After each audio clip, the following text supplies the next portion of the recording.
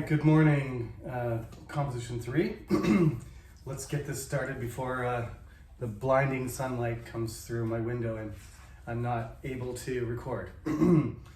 As you know, this is week 14. We've been ahead of the curve, kind of, because we didn't stop.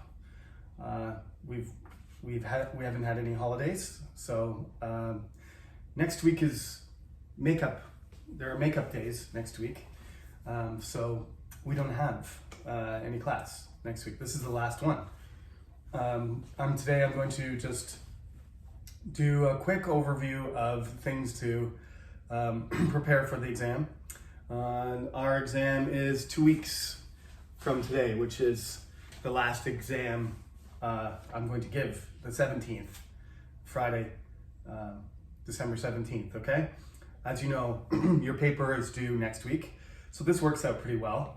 Next week you can finish your paper, and the following week you can finish your exam, and then that's it, winter vacation. So today I'm just going to point to certain pages in the textbook that will help you prepare.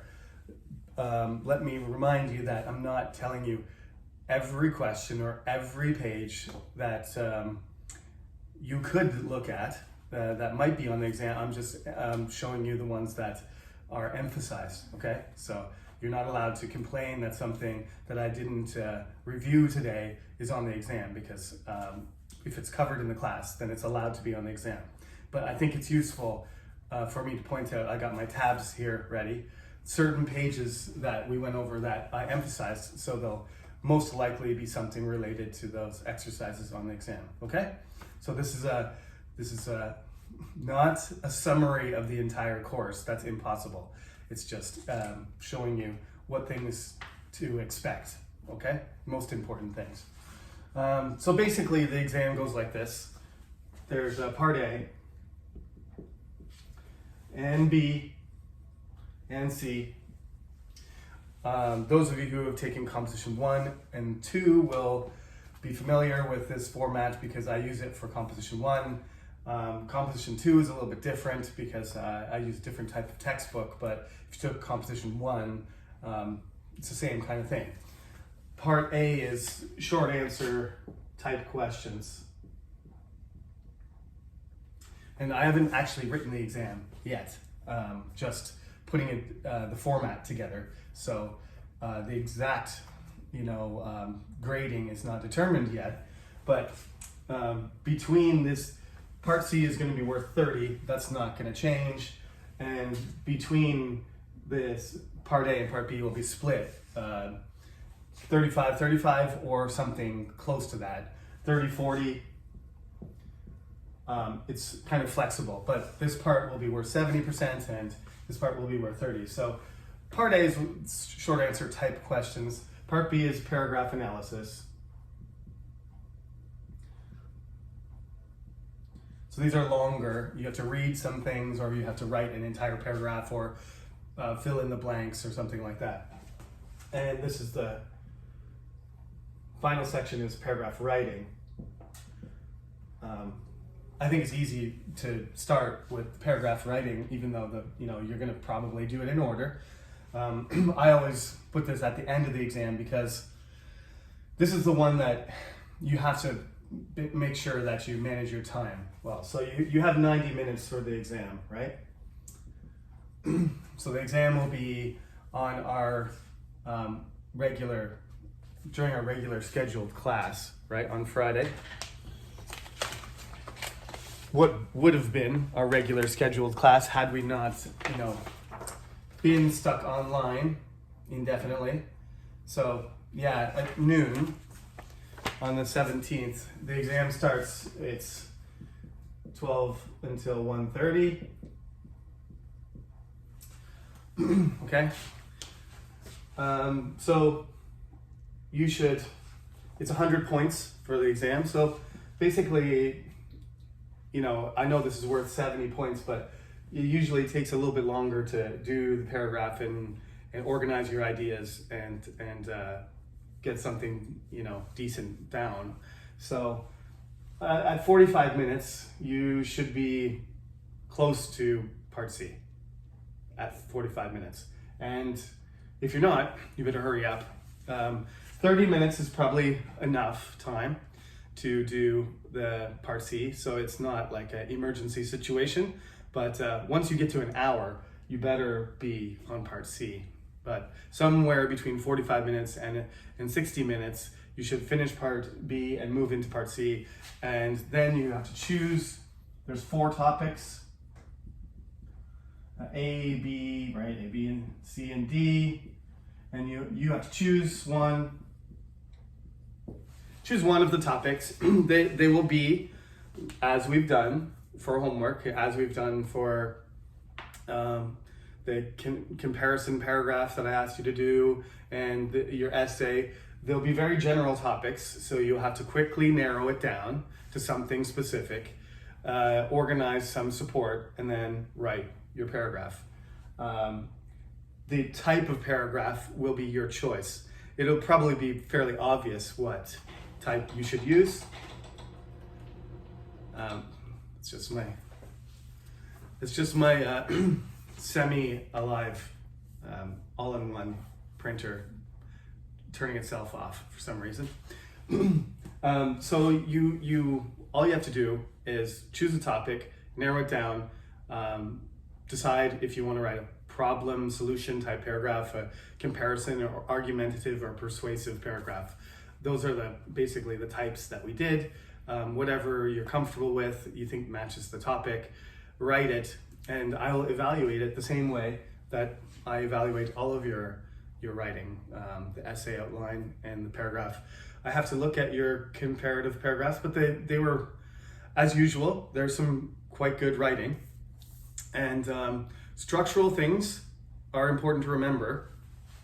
A topic sentence is not the same as a thesis. I'm going to make this point later, so I shouldn't belabor it now, but this is a paragraph. It is not an essay. So, I mean, a thesis statement takes a lot more consideration, takes a lot more focus and time, which you don't have. This is designed to be a 30 to 40 minute writing exercise, not an essay that takes you 5 hours to write. You don't have any sources. It just should be a very, well-organized, well-connected, specific argument. That's it. Okay?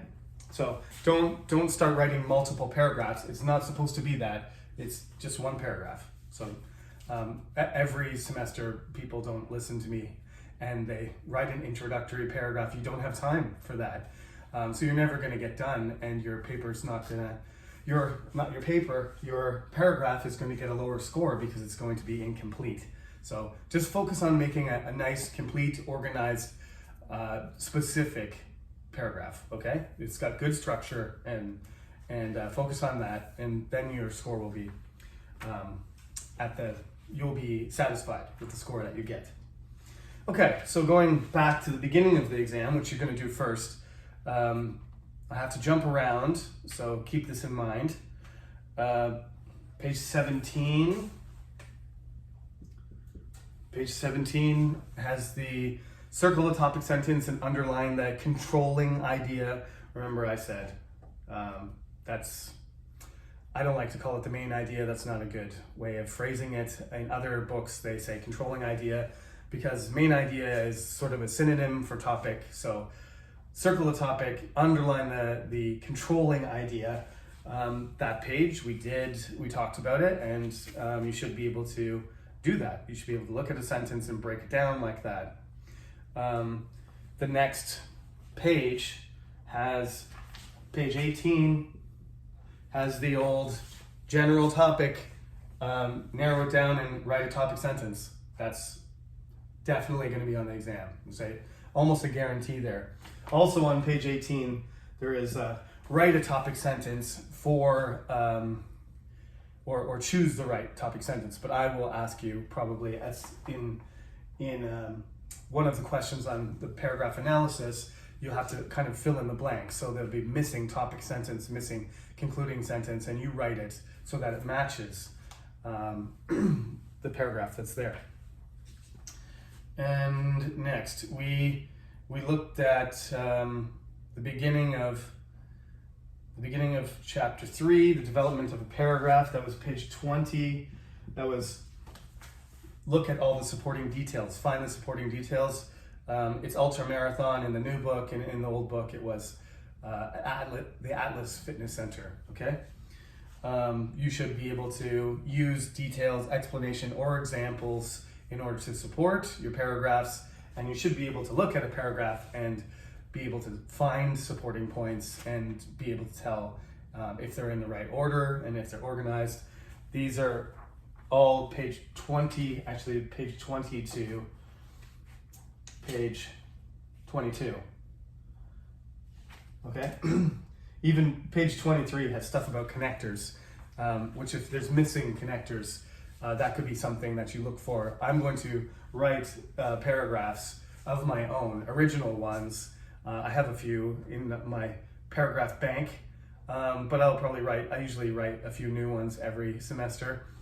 And I'm intentionally going to make mistakes. You're supposed to sort of be a detective and look at the paragraph the same way I would look at your paragraph, or you should look at your own, look at your own writing and be like, okay, this doesn't have enough support, or this is disorganized, this is in the wrong order, I need to move things around, there's no concluding sentence, the topic sentence is not narrowed down enough, or the topic sentence doesn't match.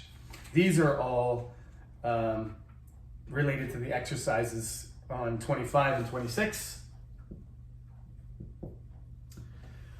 where it says, is this paragraph, basically you have to say, is this paragraph strong or weak, and does it have a concluding sentence, and what's wrong with it, right? The exercise is related to concluding sentences, but it gives you a good idea of what paragraphs are supposed to look like. Page 16 as well. Page 16 also has that type of thing. There's 3 paragraphs there. One of them is good, the other 2 are weak for different reasons. So you need to be able to identify the weakness and then explain why. Okay. Page 29. Page 29 is facts and opinion. You have to be able to distinguish between something that's a fact and something that's an opinion. We did that fairly recently. And page 31. Page 31 is there's a statement that expresses opinions, and you have to agree or disagree and explain why. That's definitely going to be on the exam as well. No doubt about that. Basically these things, all the pages I've talked about on the short answer, they're definitely going to be there. So you need to be able to do them. Some of them we did for homework, some of them we did not, but you need to be able to answer those types of questions. And I have a couple more tabs here. The problem solution chapter, that's probably something you should look at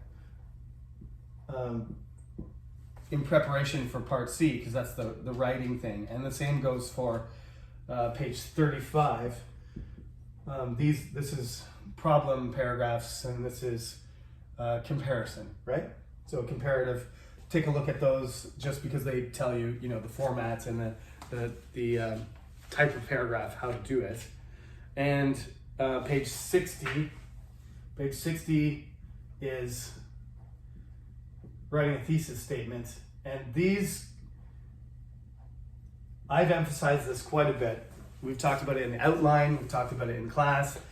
We didn't actually get to this page, but 61 basically is a short version of what I've been repeating over and over again this entire semester. So you can expect there to be a question also that says, is about writing a strong thesis statement, right? So there's 2 types of questions that can be on the exam. One of them is, I write a thesis statement, you say how to improve it, or what its weak point is, and what you should do to turn it into a good thesis statement.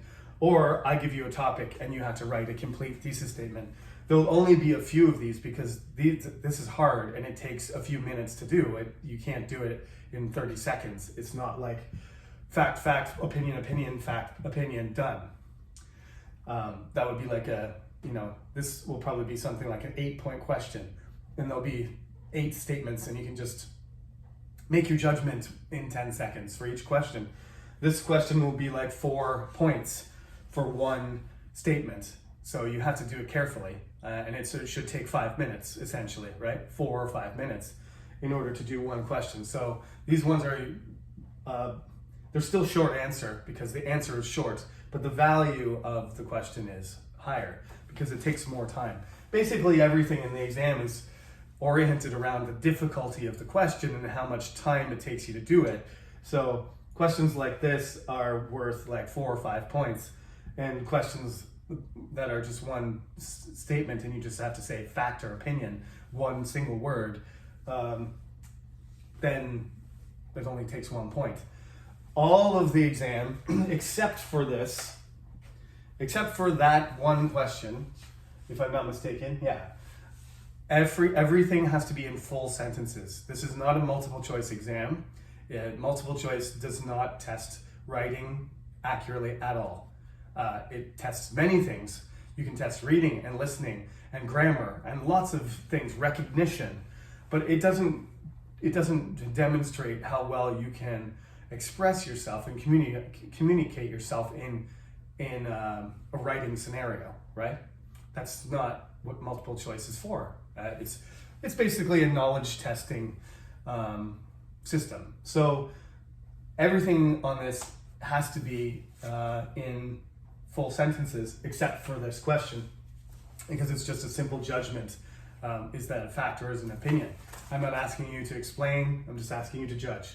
Sometimes I do ask for explanations, but I think the time for finishing this exam is going to be tight enough as it is. An hour and a half is sometimes when we have in-person classes, the exam is longer. I might let it go for the full length of the class, like 100, 120 minutes or 100 minutes or 110 minutes, and give people more time. But actually, we have to get in the building, we have to get out of the building. There's lots of coronavirus cases, including this new Omicron thing. Who knows what it's going to be like? It's 2 weeks away still. So I don't know what is going to happen in terms of restrictions and how dangerous it's going to be. We're at 5,000 cases a day. The plan right now is make sure you come into the classroom and be ready to write at 12 o'clock. So you should come in 10, 20 minutes early, and then we are going to finish the exam by 1:30, and everybody will be out of the room before anybody else needs to come in to use the room to write it, or it needs to be cleaned or whatever. So anyway, there is it's a little bit tighter window than it normally is. So some of the questions will be a little bit shorter, but you still have to write complete sentences, and grammar still counts. I don't specifically deduct points for grammar unless your grammar is so bad that I can't read it.